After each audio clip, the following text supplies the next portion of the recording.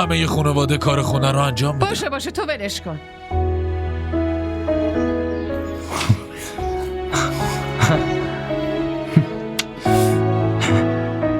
من یه معامله خیلی مهم داشتم، مشتری قبولش کرده.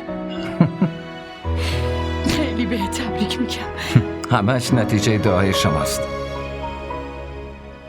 خیلی استرس داشتم بابا.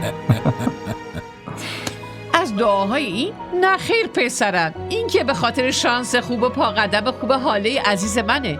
همین که توی زندگیت اومد، توی کار و تجارتت پیشرفت کردی، مگه نه؟ درسته؟